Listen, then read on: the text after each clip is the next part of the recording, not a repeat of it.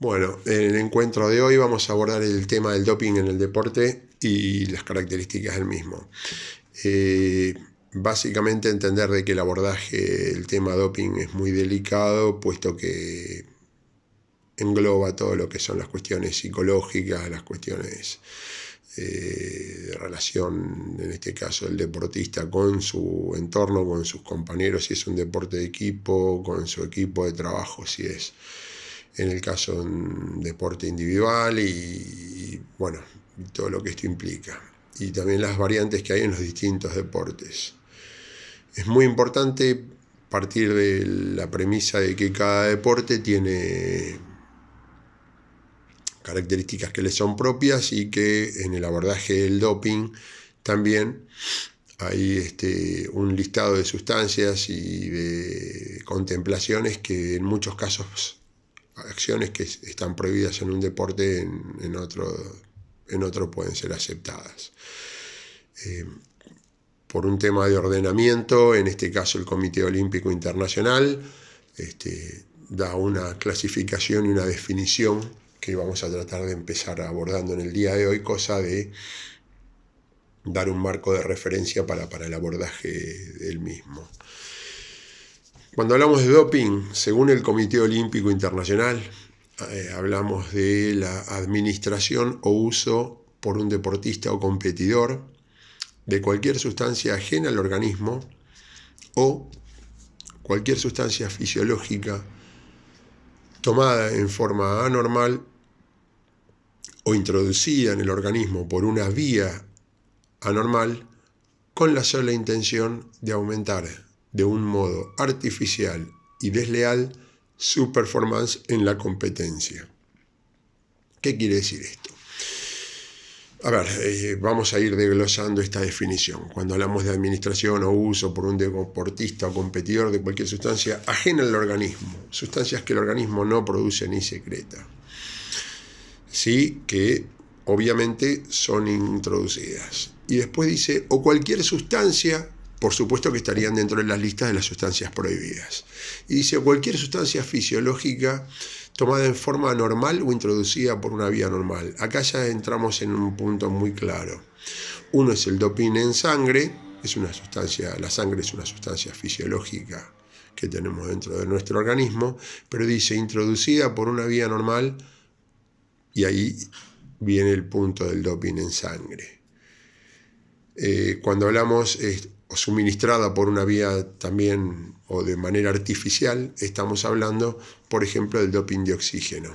Cuando de repente es muy común, cuando por ahí algún deportista, caso concreto y puntual, sabemos de jugadores de fútbol que han ido a competir a la altura, entonces están con máscaras de oxígeno, aplicando oxigenoterapia previo a la competencia, y cuando llega el momento de las mismas quedan en los tubos de oxígeno en el vestuario y los jugadores salen a competir.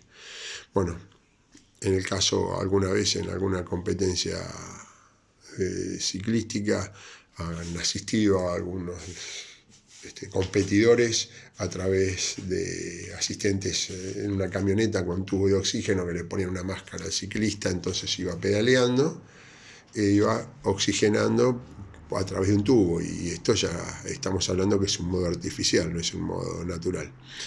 Entonces ahí sí se habla de que hay un modo artificial o desleal, son los términos que toma el Comité Olímpico para hablar de que están compitiendo en desigualdad con respecto al resto de los deportistas. Obviamente lo que debería darse es que los deportistas tengan una buena oxigenación producto de una buena resistencia general aeróbica que hayan trabajado en su preparación. El poder trabajar en aerobiosis lo máximo posible, el poder oxigenar mientras van trabajando en la competencia, etcétera, va de la mano de un óptimo entrenamiento y un buen rendimiento físico, no de sustancias o de métodos digamos complementarios, y mucho menos de gente que los asista para poder sortear este tema. Esto en cuanto a la definición del Comité Olímpico. Cuando hablábamos del doping en sangre, se había dado en una famosa tenista que hace muchos años no compite más, que es Martina Navratilova, donde el médico que la atendía, el doctor Haas, explicaba que en su momento se sacaba sangre de la deportista cuando la deportista recuperaba su volemia normal. Luego se inyectaba su propia sangre, guardada en condiciones de bioseguridad, etcétera, etcétera, con determinados parámetros de seguridad, y se inyectaba la sangre de la deportista, y después esto era, digamos, producía una mayor volemia en la paciente, una mejor oxigenación, etcétera, etcétera, pero también se descubrió que en el tiempo esta mayor cantidad de sangre, mayor cantidad de glóbulos rojos, etcétera, lo que producía también era una hipertrofia del ventrículo izquierdo, un éxtasis sanguíneo que forzaba la función cardiovascular en este caso, y obviamente la contracción del corazón debía ser mucho más fuerte para poder eyectar esa cantidad de sangre, y aumentaba la frecuencia cardíaca, etc. Y al mismo tiempo también cambiaba las condiciones en cuanto a la viscosidad de la sangre. Esa sangre que estaba refrigerada, guardada, almacenada, como lo quieran llamar, también pasaba a ser más viscosa, entonces tenía un diferente componente de viscosidad con la sangre que circulaba en el cuerpo del deportista, por lo cual cuando se eyectaba había alteraciones en los músculos papilares del corazón. Esto desembocaba en paro cardiorrespiratorios. El método de doping en sangre se utilizó en muchísimos deportes, en el fútbol, en el básquetbol, en el tenis, en muchos deportes. En la década del 80 y del 90 principalmente se utilizó bastante.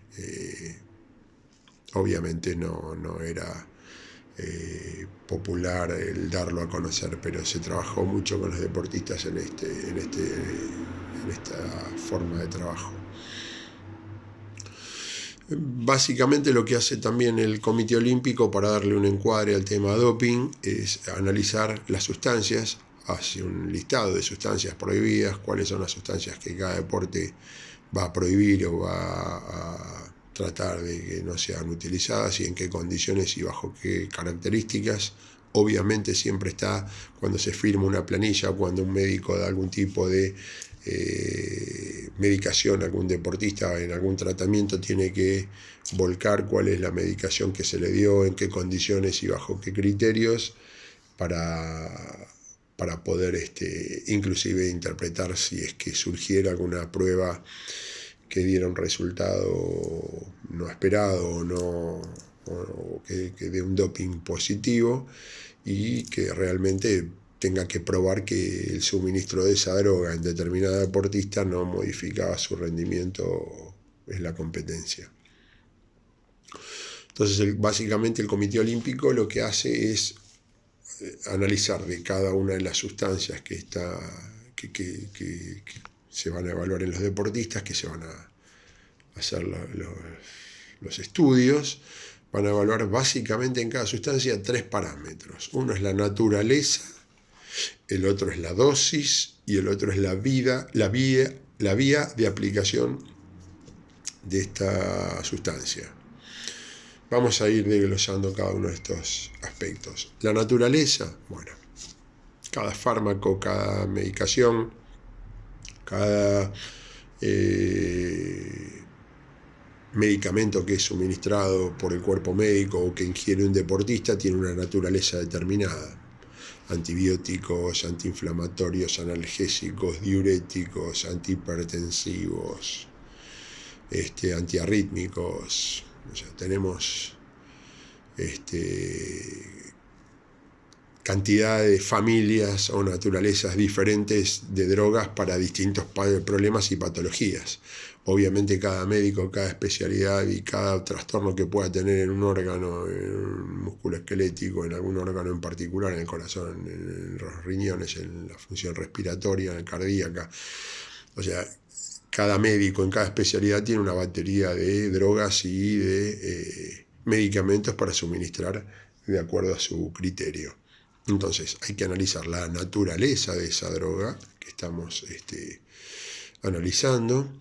La dosis no es un tema menor, o sea, cuánto de esa droga se le suministra al deportista. La dosis es cuánta cantidad de esa droga tiene que tomar el deportista. De hecho, voy a poner un ejemplo muy claro. Cuando de repente un chiquito, muy chiquito, un niño tiene un pico de temperatura, se le puede dar paracetamol. En algunos casos, ante un proceso álgido, los pediatras suelen indicar en muchos casos la aplicación de algún tipo de ibuprofeno, por ejemplo, como analgésico. Y en un adulto también es muy común la utilización del ibuprofeno. Lo que está claro es que no podés suministrarle a un chiquito de 5 o 6 años un ibuprofeno la misma dosis que al padre que por ahí tiene 50 o 40 años. Por ahí el padre pesa 100 kilos y el chiquito pesa 15 o 20 kilos. Entonces, evidentemente, la dosificación no puede ser la misma. Esto por un lado. Entonces ahí tenemos la naturaleza siempre es la misma. En este caso, cuando hablamos concretamente de un medicamento como el ibuprofeno, lo que cambia es la dosificación en el adulto o la dosificación pediátrica. De hecho, cuando hablamos de antibióticos, cuando hablamos de antihistamínicos o de algunas drogas, inclusive tenés la nomenclatura que dice pediátrico. ¿Por qué? Porque las dosis son completamente distintas. Las vías de aplicación. Bueno, hay muchos remedios que son utilizados de distintas formas. Voy a poner un ejemplo de una de las drogas más comúnmente utilizadas en el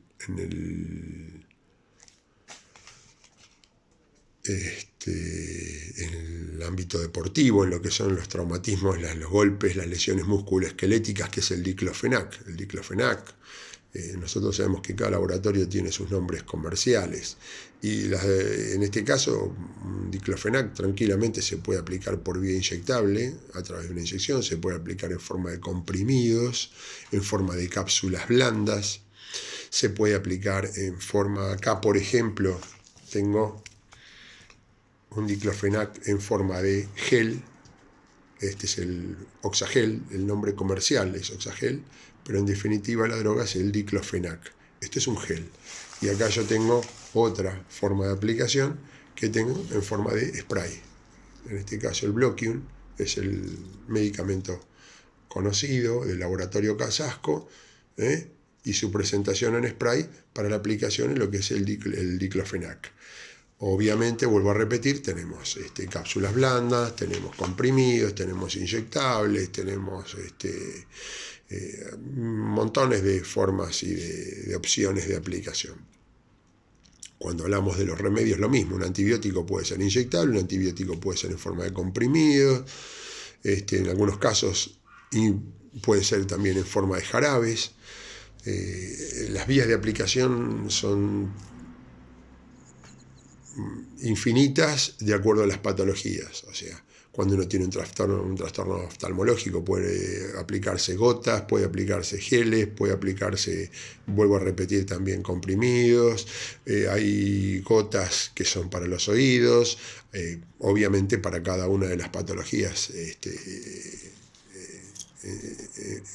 que sea indicada por el profesional en ese momento.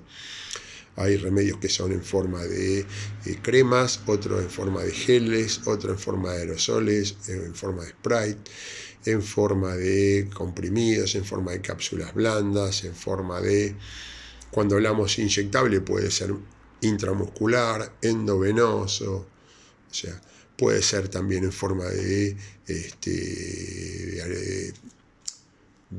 cuando hablamos de cámaras, de aerosoles, por ejemplo, de aerocámaras. En los broncodilatadores se aplican a través los broncodilatadores de una aerocámara para aspirar la medicación. Las medicaciones se pueden inhalar, se pueden ser en forma de puff, pueden ser, o sea, volvemos a lo mismo. Hay infinitas vías de aplicación de acuerdo a cada caso en particular. Entonces, los 3 puntos que estábamos analizando en lo que era una sustancia, habíamos mencionado la naturaleza, la dosificación y la vía de aplicación. La unión de estas 3 cosas es lo que marca si esa sustancia está permitida o no, si está justificada su uso o no. Está claro que un analgésico y un antiinflamatorio va a poder ser defendido por un criterio médico salvado en una planilla o volcado en la planilla de un deportista, y por ahí algún otro tipo de sustancias que pudieran llegar a aparecer, más de índole ansiolíticos o antidepresivos o remedios más de tipo psiquiátrico, tienen una forma de defensa muy difícil, ¿no? Por lo cual, en este caso, no todos los deportistas, y menos en competencia, pueden estar recibiendo ese tipo de medicaciones.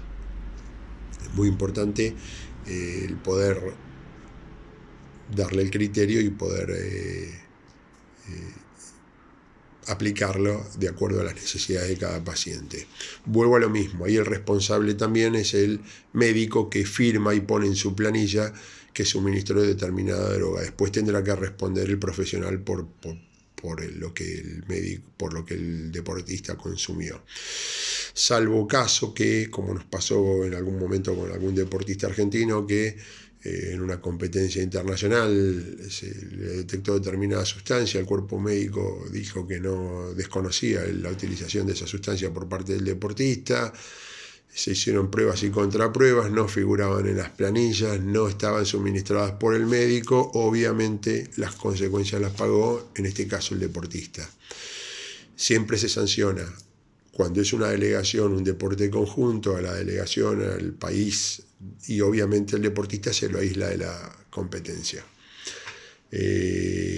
Salvo que haya un criterio médico que el cuerpo médico considere que debe ser tenido en cuenta y se lo puede evaluar. Alguna vez hubo un jugador de fútbol que debía tomar determinada medicación por el tema de una cardiopatía, y el cuerpo médico probó que no cambiaba, no mejoraba su rendimiento, sino que lo tenía que tomar por una cuestión de, primero, de ejercer su derecho a poder trabajar, que como deportista vivía de eso y trabajaba de eso, y segundo, que no elevaba su rendimiento deportivo, para lo cual se lo habilitó a consumir esa sustancia y se hacía la salvedad en las planillas cada vez que ese deportista recibía, el cuerpo médico firmaba y hubo un comité que avaló que el consumo de esa medicación, puesto que si el deportista no la consumía, corría el riesgo de tener algún tipo de complicación. Entonces siempre cuando hay algún tipo de dudas en este tipo de cosas, se falla a favor del deportista. Y siempre también algo muy importante, tiene que estar el médico de puño y letra, poner lo que se dio, por qué se dio, firmarlo y hacerse cargo y responsable de lo que estaba suministrando. O sea, supuestamente ningún deportista puede consumir ninguna sustancia que no esté avalada por un médico personal de la delegación o por qué no, en el caso, por ejemplo, de los tenistas, tendría que avalarla algún médico de la Asociación de Tenistas Profesionales que avale, que se pueda certificar que el deportista tuvo determinado tipo de compromiso de patología y que necesita consumir esa medicación. Y luego básicamente vamos a ver que tenemos sustancias que sí están prohibidas, o familias o grupos de sustancias que están prohibidas para la práctica deportiva. Y el Comité Olímpico lo que hace es dar una muy concreta clasificación. Si bien después hay excepciones, y en algunos deportes algunas sustancias pueden o no ingresar o tomarse como doping o no, y yo les decía, hubo un caso muy resonante en nuestro país de uno de los deportistas íconos de nuestro fútbol argentino y mundial, que ha tenido un caso de doping en algún momento en una competencia internacional, y lo primero que decían en los medios era: si él hubiera jugado al fútbol americano, hubiera sido jugador de básquet de la NBA, seguramente no hubiera tenido ningún problema en consumir determinada sustancia, esa sustancia que había encontrado en este deportista. Pero bueno, él era un jugador de fútbol y se le encontró a un jugador de fútbol. Entonces, ¿qué quiere decir esto? De que puede haber también diferencias entre distintas federaciones o asociaciones en distintos deportes y con distintos criterios. Básicamente lo que sí hay consenso en el Comité Olímpico Internacional es que hay 5 sustancias que están prohibidas porque sí van a modificar considerablemente el rendimiento del deportista y van a hacer que los deportistas no compitan todos bajo los mismos estándares y los mismos cuidados, siempre teniendo en cuenta que el principio del olimpismo y del deportismo en toda su historia y desde sus comienzos, el principio básico de mens sana in corpore sano, o sea, la mente sana en el cuerpo sano, y el deportista tiene que elevar su rendimiento a partir de entrenamiento, cuidados, alimentación, descanso y todo lo que sean las ciencias del entrenamiento y las metodologías de trabajo en el entrenamiento deportivo.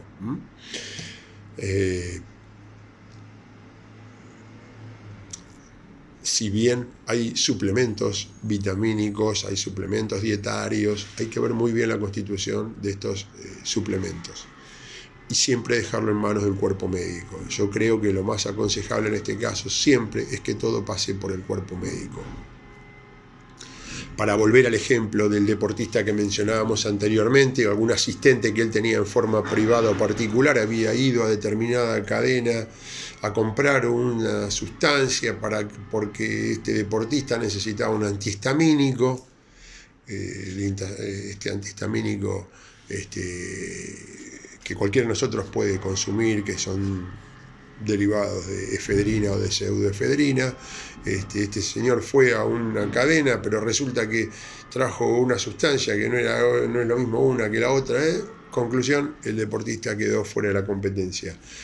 Seguramente cuando va alguien del cuerpo médico y lee la constitución de estas medicaciones, va a ver si hay algún tipo de alteración o de efecto retardado o de dosificación que no sea permitida o algún excipiente.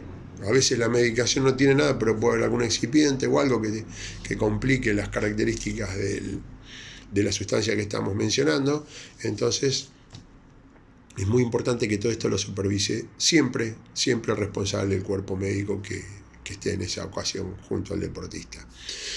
En lo que sí hay consenso y lo que el Comité Olímpico dice, bueno, vamos a ponernos de acuerdo, él baja una línea y dice que hay 5 sustancias que nadie va a poder consumir en la práctica de ningún deporte que sea controlado, supervisado dentro del Comité Olímpico Internacional y de ahí en las federaciones que dependen del COI. Entonces ahí dicen, bueno, primero, no se pueden consumir estimulantes. Sustancia prohibida son los estimulantes. Obviamente el efecto que produce en el cuerpo es similar a las descargas de adrenalina que pudiera tener cualquiera de nosotros. Pasa que una descarga de adrenalina es una descarga de excitación ante determinada tarea física, determinado esfuerzo, determinado movimiento, determinada práctica física. Y estamos con que estos estimulantes no pueden ser suministrados, sobre todo estimulantes del sistema nervioso central. En algunos casos nos referimos puntualmente a lo que son las anfetaminas, por ejemplo. Esto está prohibido su consumo y está penado. Esto no se puede utilizar.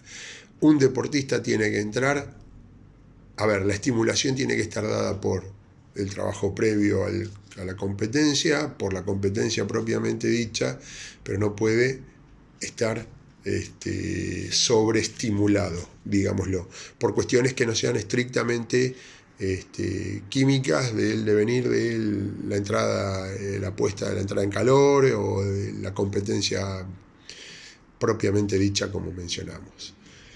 En segundo término está prohibido, otra de las sustancias prohibidas, la segunda que vamos a mencionar hoy, son los analgésicos narcóticos. Cuando nos referimos a analgésicos narcóticos, vamos a desglosar ambas palabras. Los analgésicos, la particularidad y la característica que tienen es la de suprimir el dolor. Por eso producen analgesia en el cuerpo, calman el dolor, inhiben la vía del dolor. ¿Por qué hablamos de analgésicos narcóticos? Porque en este caso los narcóticos son derivados de los opioides endógenos. Entonces son deportistas que no van a sentir dolor por el consumo de opioides endógenos o estimulantes del sistema nervioso central. A ver, entonces, está claro que no se puede consumir analgésicos, mucho menos si son derivados de opioides. Los analgésicos narcóticos están prohibidos. En este caso, por ejemplo, en el caso de un boxeador, en el caso de un deportista que reciba traumatismos o golpes, si el consumo de estos analgésicos se hace en forma reiterada, el deportista no sentiría esos golpes, esos traumatismos o esos empellones. Pero bueno, debería no se lo puede anestesiar químicamente a través de sustancias que no están permitidas. El no tener, al estar bajo los efectos de una sustancia opioide, puntualmente, cuando hablamos concretamente de los analgésicos narcóticos, nos referimos a la codeína, a la morfina, o sea, a sustancias que producen una alteración en el estado mental del deportista. En este caso el deportista no sentiría los dolores, pero podría haberse comprometido su sistema nervioso, y más estar practicando deporte bajo los efectos de esas sustancias es incompatible con la lógica de ningún deporte. Ningún deporte podría concebir la utilización de estas sustancias.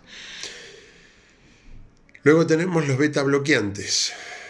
En tercer término tenemos los anabólicos esteroides, que me olvidé de mencionar. Primero dijimos los estimulantes, luego fuimos a los analgésicos narcóticos y ahora estamos con los anabólicos esteroides. En este caso, el tercer punto, que son los anabólicos esteroides, tiene una particularidad. La hormona sexual masculina es la testosterona y la hormona sexual femenina es la progesterona.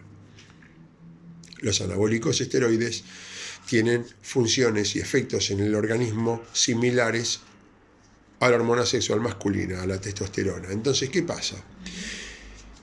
Primero y principal, estamos cambiando el metabolismo del deportista, ya sea hombre o mujer, en forma artificial. Eso no cabe la menor duda. ¿Qué efecto producen en el cuerpo o en el organismo estos anabólicos esteroides, tanto en los hombres como en las mujeres? En el caso de los hombres, si bien cualquiera de nosotros, sexo masculino, consume anabólicos, y ustedes me pueden decir, sí, pero nuestro organismo genera testosterona. Sí, pero eso es endógena. En este caso, el anabólico esteroide es una testosterona exógena que viene de afuera, artificial, a lo cual el organismo dice, si la trae de afuera, yo dejo de fabricarla. Por eso es sabio. De ahí el famoso mito de que los fisicoculturistas, cuando dejaban de tomar anabólicos, se les caía todo. ¿Por qué? Porque el organismo ya había dejado de fabricar la testosterona. Entonces tenían que consumir anabólicos para tener el aporte y lo de los requerimientos necesarios de testosterona para mantener su virilidad, su aspecto masculino, etcétera, etcétera. Está claro que lo que deberíamos estimular es secretar hormona masculina desde mejorar nuestra condición física, nuestro entrenamiento y nuestros hábitos de vida, no en forma exógena a través de anabólicos esteroides. En el caso de la mujer es más evidente todavía, su organismo segrega y secreta progesterona, y por otro lado nosotros le estamos metiendo hormona sexual masculina, entonces hay una incompatibilidad entre la hormona sexual masculina y la femenina. De ahí que vamos a ver que las mujeres que consumen anabólicos esteroides, la particularidad que tienen es que tienen voz de hombre, le crece vello en región axilar y pubiana, donde habitualmente no deberían tener, como si fuera un hombre, y cambios hormonales y cambios físicos en cuanto a su contextura, a su desarrollo inclusive de la voz, a su desarrollo de un montón de características de índole masculina. Es muy importante tener presente algo. Todos nosotros tenemos, precisamente como venimos de la unión de un hombre y una mujer, tenemos hormona sexual femenina y hormona sexual masculina en nuestro organismo, lo que hace que muchos de nosotros tengamos forma, voz, aspecto y cuerpo de hombre, es que obviamente tenemos una carga de información y de hormona sexual masculina muy superior a la femenina. En otros casos, las mujeres precisamente tienen elevado y desarrollado muchísimo más la hormona sexual femenina por sobre la masculina. Por eso tienen voz, aspecto y características del cuerpo femenino. Pero ambos, hombres y mujeres, tenemos de los dos tipos de información dentro de nuestro cuerpo. Obviamente, si un hombre empieza a consumir progesterona, hormona sexual femenina, va a pasar a elevar su contenido de hormona femenina en su cuerpo y automáticamente va a disminuir su cantidad de hormona sexual masculina. Lo mismo pasa en el caso de una mujer. Cuando consume anabólicos esteroides, aumenta su desarrollo y su cantidad de hormona sexual masculina en el organismo y disminuye la femenina, naturalmente. Entonces, por eso las características y las características físicas y psíquicas y de desarrollo se van a invertir en estos casos. Entonces, siempre tener presente de que los anabólicos esteroides no son convenientes ni están aceptados en la práctica deportiva.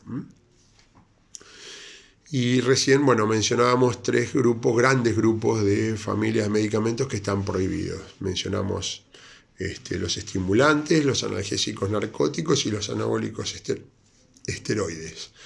Y ahora nos quedan dos sustancias que también están prohibidas, que también no está aceptado su uso, que también está contraindicado, que tienen una incidencia relativa en cuanto a elevar o mejorar el rendimiento, pero que tampoco se pueden utilizar. Uno son los beta bloqueantes. Una de las características más importantes de los beta bloqueantes es paralizar el pulso. Podríamos decir que lo podría utilizar, por ejemplo, estos beta bloqueantes lo podría utilizar un deportista que hace arquería o que hace tiro o que necesita, entre comillas, paralizar el pulso y tratar de tener más firmeza en la utilización de algún accesorio, de algún elemento de juego. Por ejemplo, en este caso hablábamos de un revólver, de una pistola, de un arco o de algún tipo de elemento que necesite precisión. Y los beta bloqueantes van a ayudar a esto. Pero también están prohibidos para la práctica deportiva. Y otro de los elementos importantes que vemos que se utiliza mucho en el deporte, sobre todo en el boxeo, son los diuréticos. También están prohibidos los diuréticos. En el caso de los diuréticos se utilizan para eliminar agua. Para bajar el peso del deportista. Esto es muy, muy fácil de ver cuando algún boxeador tiene que entrar en una categoría y está pocos gramos por encima de su peso. Entonces, para perder ese peso tratan de hacerlo orinar, entonces van a eliminar un poquitito más de peso y seguramente el deportista va a entrar en esa categoría. Muy importante también tener en cuenta de que los diuréticos, si bien no podemos comparar los efectos fisiológicos de un diurético, que es eliminar agua, con los de un anabólico, con los de una sustancia estimulante del sistema nervioso central o un analgésico narcótico. Si bien son tanto los beta-bloqueantes como los diuréticos son de menor afectación también están prohibidos. Y hay un principio básico que si están prohibidos no se los puede utilizar. Ahí entra a jugar también otro de los temas que obviamente no vamos a profundizarlo nosotros. Sí, se sabe dentro de lo que son el trabajo con los deportistas que hay determinadas sustancias o determinadas drogas o determinados medicamentos que funcionan como, si ustedes me permiten una terminología no muy académica, pero sí real, se utilizan como enmascaradores de determinadas sustancias, donde a veces se suele suministrar al deportista determinada sustancia o droga para que estos productos que están prohibidos, digamos, no salten en un control antidoping. Obviamente ahí ya queda en el profesional, ya queda si el profesional está de acuerdo en hacerlo, en el uso de las prácticas, en las características del deporte, en si el deportista lo avala, en los riesgos que se corren de utilizar un método ilegal y saber que en caso de que esto sea descubierto puede tener consecuencias y sanciones tanto de índole deportiva como de índole legal. Y bueno, ahí ya entra en la conciencia y en la responsabilidad ética y profesional de cada uno para saber hasta qué punto utilizar determinadas sustancias.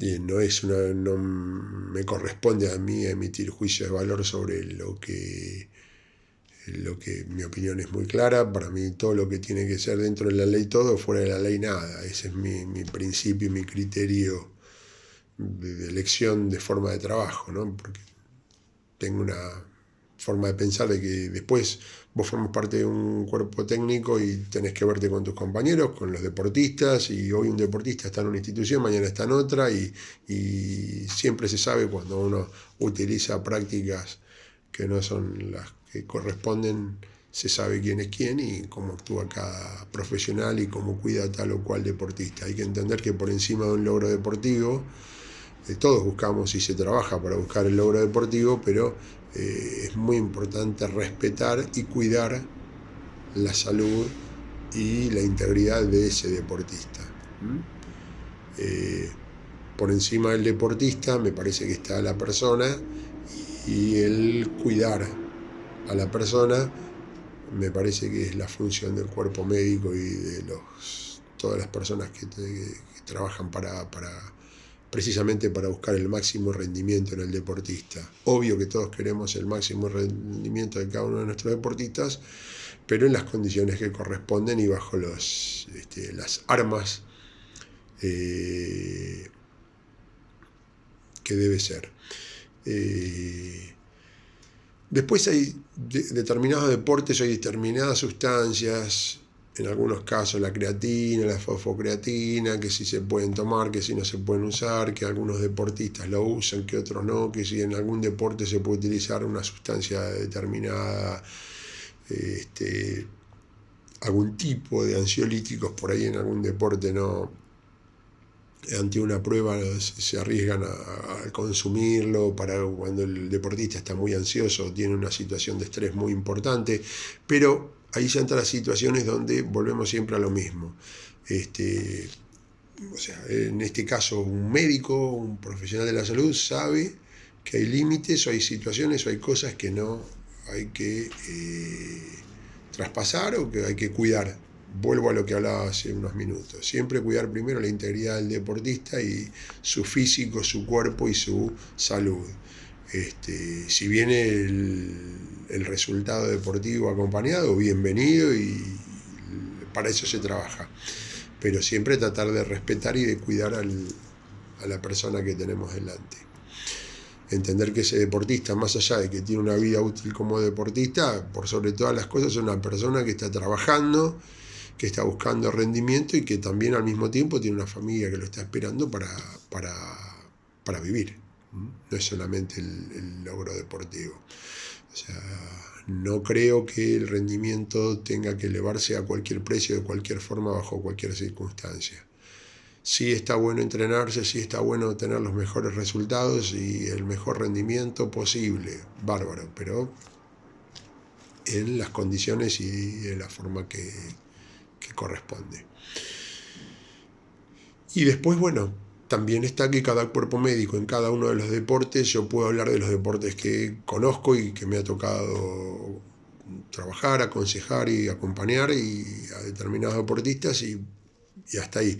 Pero hay un montón de deportes que yo sé que tienen características distintas, que tienen entrenamientos distintos, que se utilizan sustancias distintas. Yo, por ejemplo, en todo lo que es boxeo, MMA, en lo que es, yo en esas situaciones, en esos deportes de contacto físico y de fuerza, yo no sé que se utiliza mucho. Hay muchos problemas con el sistema de sustancias, en el béisbol también, sobre todo, no tanto en nuestro país, el béisbol no tiene un desarrollo tan marcado, pero en otros países yo sé que en el básquetbol de NBA, por ejemplo, y hay muchos deportistas en el mundo del alto rendimiento que consumen sustancias. En algún momento en el tenis también eran comunes las prácticas de este tipo, y en el ciclismo muchísimo, pero bueno, no es mi especialidad, no estoy tan abocado a seguir esos casos y por eso me gustaría llegar hasta acá con el tema. Sí saber de que hay distintas federaciones, asociaciones que controlan este tipo de situaciones. Mucho más todavía me parece importante tener presente todo esto que hablamos del doping cuando hablamos de los deportes, como hablamos clases anteriores, en los niños y en los adolescentes donde están en etapa formativa. Más todavía cuidarlos, apoyarlos y apuntalarlos. En alguna oportunidad me tocó en una institución colaborar con mi aporte desde la preparación física y recuerdo que en ese momento el cuerpo técnico junto con el cuerpo médico de primera división habían hecho un plan de seguimiento, de apoyo y de investigación en cuanto a ayudar a los niños de divisiones menores para cuidarlos y saber cómo eran sus hábitos de vida, cómo vivían en sus hogares, cómo se alimentaban y si alguno incurría en alguna sustancia. Y bueno, y los resultados ese cuerpo técnico no había estado errado en por qué había ido a buscar determinados resultados. Muchas veces los cuerpos médicos cuando van a buscar un resultado, cuando van a buscar algo es porque hubo antes alertas rojas que hicieron pensar que algo, buscando o investigando por determinado lugar, se podía llegar a determinados resultados y esto fue así. Obviamente cuando los chicos se los puede tomar de chicos, darles cierta contención, acompañamiento y apuntalarlos en su desarrollo, y mucho más cuando es a nivel institucional junto con la familia, mejor todavía. Bueno, esto en cuanto al tema del doping que habíamos hablado. Para cerrar, lo que me resta es recordar, tener presente, muy importante, la definición del Comité Olímpico Internacional, la clasificación de las sustancias, que habíamos hablado que cada sustancia tenía una naturaleza, una dosis y una vía de aplicación, y por último, la clasificación de sustancias prohibidas, que nosotros habíamos mencionado estas 5 sustancias. Hay muchas más, pero para no entrar en lo que es cada uno de los deportes, como 5 grandes grupos, habíamos mencionado los estimulantes, los analgésicos narcóticos, los anabólicos esteroides, los beta bloqueantes y los diuréticos. Bueno, la idea con esto es concluir con el tema de hoy y quedar en contacto hasta el nuevo encuentro.